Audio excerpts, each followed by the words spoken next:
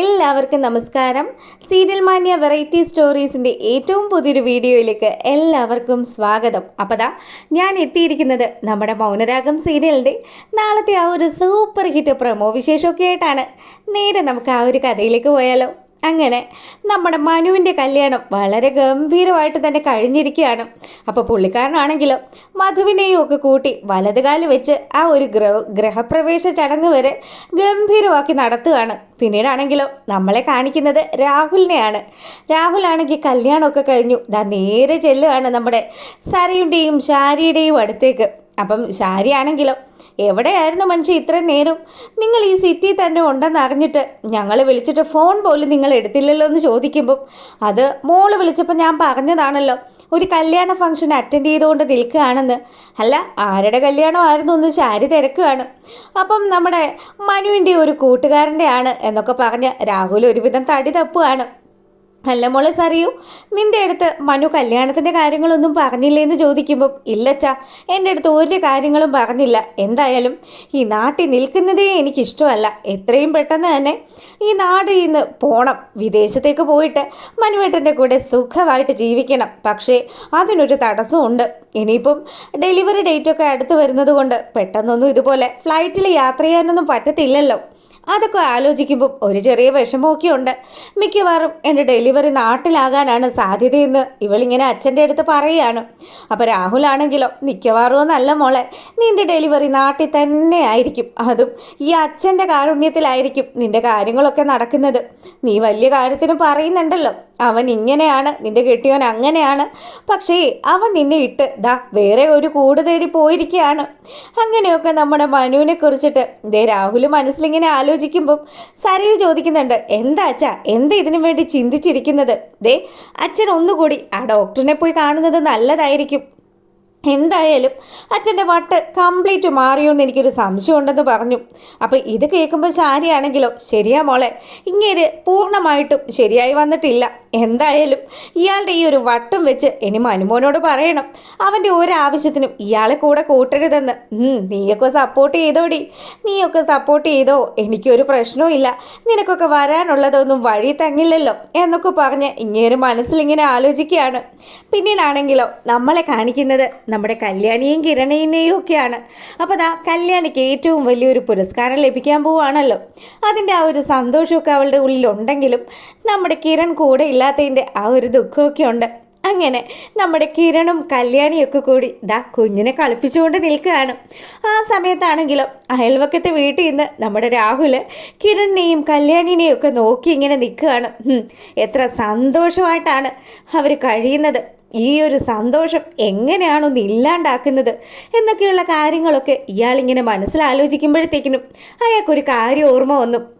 ശാരി ഒരു തവണ പറഞ്ഞല്ലോ, ശാരി അതായത് നമ്മുടെ സരയു ശാരിയുടെ മകളല്ല എന്നൊക്കെ തെളിയിക്കുകയാണെങ്കിൽ കിരൺ നമ്മുടെ കല്യാണിയെ ഉപേക്ഷിച്ചിട്ട് സരയുൻ്റെ ഒപ്പം ചേരാമെന്ന്. അപ്പം ഈ ഒരു കാര്യം ഇയാളിങ്ങനെ ആലോചിച്ചു. അപ്പം ശാരി വെല്ലുവിളിച്ചതും അതിനെ തുടർന്ന് DNA ടെസ്റ്റ് നടത്തിയ കാര്യങ്ങളൊന്നും നമ്മുടെ രാഹുൽ അറിഞ്ഞിട്ടില്ലെങ്കിലും പക്ഷേ ഇങ്ങനെയുള്ള ചില കാര്യങ്ങളൊക്കെ ആശാൻ്റെ മനസ്സിലിരിക്കുന്നുണ്ട്. അങ്ങനെ പുള്ളിക്കാരൻ ഇതൊക്കെ ആലോചിച്ചു. അപ്പം ശാരിയോട് തന്നെ ചോദിക്കണം, എന്തൊക്കെ വന്നാലും എൻ്റെ മരുമകനായിട്ട് കിരൺ തന്നെയാണ് വേണ്ടത്. ഈ മനോഹർ എന്ന് പറയുന്ന ആ ഒരു ചതിയൻ ഏത് നിമിഷം വേണമെങ്കിലും എൻ്റെ സരയുനെ ഉപേക്ഷിച്ച് പോകാനുള്ള സാധ്യതയൊക്കെ ഉണ്ട്. അങ്ങനെയുള്ളപ്പം ഞാനത് ശാരിയോട് സംസാരിച്ചേ പറ്റുള്ളൂ. എങ്ങനെയാണ് ശാരിയുടെ മനസ്സ് എന്താണ് എന്നൊക്കെ അറിയണമല്ലോ എന്നൊക്കെ വിചാരിച്ച് നമ്മുടെ ബഗാസുരൻ നേരെ ചെല്ലുകയാണ് ശാരിയുടെ അടുത്തേക്ക്. അങ്ങനെ ശാരിയോട് സംസാരിച്ചു. അതെ ശാരി, നീ ഒന്ന് കുറച്ചു നേരം എൻ്റെ അടുത്ത് ഇരിക്കാവോ എന്ന് ചോദിക്കുമ്പം എന്താ മനുഷ്യ, നിങ്ങൾക്ക് എന്താ വേണ്ടത്? എൻ്റെ കഴുത്തിനെങ്ങാനും ഞെക്കിപ്പിടിക്കാനാണോ എന്നെ ഇത്ര സ്നേഹത്തോടു കൂടി നിങ്ങൾ വിളിക്കുന്നതെന്ന് ശാരി ഇങ്ങനെ സംസാരിച്ചു. പെട്ടെന്ന് തന്നെ രാഹുൽ പറഞ്ഞു, അതെ എനിക്ക് നിന്നോട് ഒരു കാര്യം പറയാനുണ്ട്. നിന്നോട് എപ്പോഴോ കിരൺ ഒരു കാര്യം പറഞ്ഞില്ലേ, അതായത് സരയുനെ വിവാഹം കഴിക്കാമെന്ന്. അത് നീ സരയുനും അത് നിനക്കും തമ്മിലുള്ള ആ ഒരു ബന്ധത്തിൻ്റെ കാര്യങ്ങളൊക്കെ സംസാരിച്ചപ്പം അവൻ അങ്ങനെ ഒരു വെല്ലുവിളി നടത്തിയതായിട്ട് നീ പറഞ്ഞല്ലോ. അത് ശരിയായിട്ട് നടക്കുമോ എന്ന് ചോദിക്കുകയാണ്.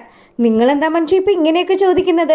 അതെ, നമ്മുടെ മോൾക്കൊരു ഭർത്താവുണ്ട്, അവളെ പൊന്നുപോലെ സ്നേഹിക്കുന്ന ഒരുത്തൻ. അവനുള്ളപ്പോൾ എന്തിനാ വെറുതെ നിങ്ങൾ ഈ കിരണിൻ്റെ പിന്നാലെ നടക്കുന്നത്?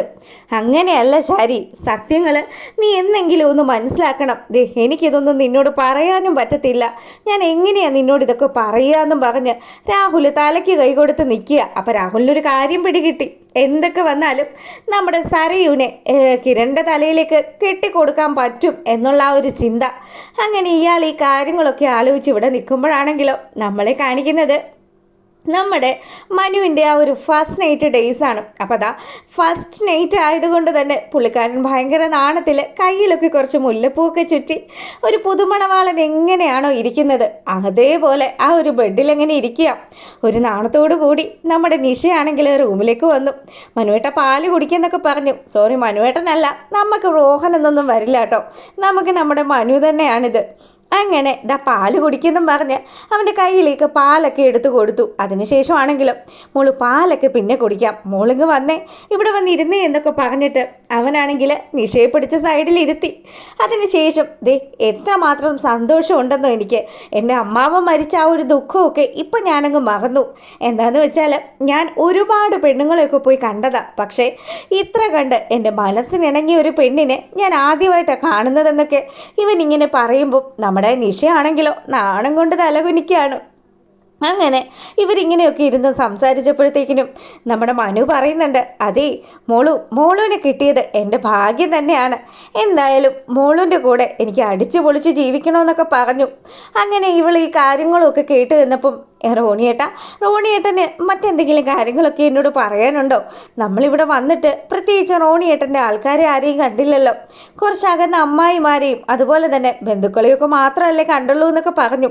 അതേ അമ്മാവൻ്റെ ചടങ്ങുകളൊന്നും കഴിഞ്ഞിട്ടില്ലല്ലോ, ആ ചടങ്ങുകളൊക്കെ കഴിയുമ്പം എൻ്റെ അച്ഛനും അമ്മയും ഒക്കെ ഇവിടെ വരുന്നതാണ്. പിന്നെ എപ്പോഴും അവരിവിടെ ഉണ്ടാവണമെന്നൊന്നും ഇല്ല, അവരുടെ ബിസിനസ്സും കാര്യങ്ങളും എല്ലാം ഏൽപ്പിച്ച് വെച്ചിരിക്കുന്നത് എന്നെയാണ്.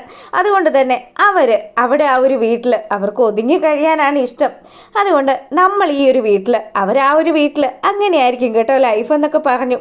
അങ്ങനെ ഇവർ വർത്തമാനമൊക്കെ പറയുമ്പോഴാണെങ്കിലോ നമ്മുടെ മനു വീണ്ടും പറഞ്ഞു, അതേ ഇനി നമ്മൾ സംസാരിച്ചിരുന്നിട്ട് കാര്യമൊന്നുമില്ല, നമ്മുടെ ഫസ്റ്റ് നൈറ്റാണ്. എന്തായാലും എൻ്റെ സുന്ദരിക്കുട്ടി എനിക്കിന്ന് കിട്ടിയ ദിവസമാണല്ലോ, ഞാൻ ഇന്നങ്ങ് സെലിബ്രേറ്റ് ചെയ്യുമെന്നും പറഞ്ഞ് ഈ കാർക്കോടൊക്കെ നമ്മുടെ നിഷയെ അങ്ങ് കടന്നു പിടിക്കുകയാണ്. അങ്ങനെ അവരുടെ ആ ഒരു ഫസ്റ്റ് നൈറ്റ് കാണിക്കുക. പിന്നീടാണെങ്കിലോ നമ്മുടെ സരയും ഇങ്ങനെ ഇരുന്ന് ആലോചിക്കുക കേട്ടോ, എന്താ ചെയ്യേണ്ടത്. മനുവേട്ടനെ വിളിച്ചിട്ടാണെങ്കിലോ ഒരു റെസ്പോൺസും ഇല്ല. മനുവേട്ടൻ എവിടെ പോയതായിരിക്കും? മനുവേട്ടൻ ഇനി എന്തെങ്കിലും ഒരു ടെൻഷൻ ഉണ്ടോ? ഈശ്വര, ബിസിനസ് എന്ന് പറഞ്ഞാൽ ആ മനുഷ്യൻ ചത്ത് ജീവിക്കും, അതുപോലെയൊക്കെ തന്നെയാണ് കാണിക്കുന്നതെന്ന് പറഞ്ഞ് ഇവള് മനുവിനെക്കുറിച്ച് ആലോചിക്കുകയാണ്. സരയും മനുവിനെക്കുറിച്ച് ആലോചിക്കുന്ന ആ ഒരു സമയം നമ്മുടെ മനു ആണെങ്കിലോ പുതിയൊരു പെണ്ണുമായിട്ട് സൂപ്പറായിട്ട് ജീവിക്കുന്നത് കാണിക്കുകയാണ്. അപ്പോൾ ഇതൊക്കെയാണ് നാളത്തെ ആ ഒരു വിശേഷം. നിങ്ങൾക്ക് ഇഷ്ടപ്പെട്ടാൽ ലൈക്ക് ചെയ്യാനും കമൻറ്റ് ചെയ്യാനും ഒന്നും മറക്കരുത് കേട്ടോ. എല്ലാവർക്കും നല്ലൊരു രാത്രിയൊക്കെ ആശംസിച്ചുകൊണ്ട് വീഡിയോ വൈൻഡപ്പ് ചെയ്യാണ്. അപ്പോൾ ഓക്കെ, ഗുഡ് നൈറ്റ്.